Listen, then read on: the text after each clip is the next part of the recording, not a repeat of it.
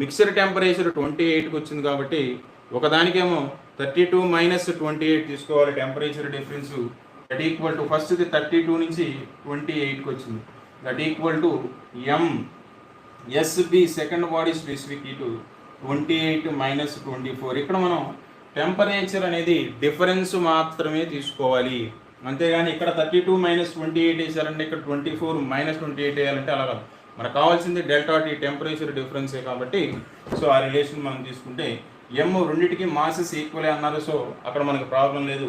Temperature difference కానీ మనం observe చేస్తే ఎస్ఏ ఇంటూ 32 మైనస్ 4 అంటే 28 అంటే ఇది 4 అవుతుంది.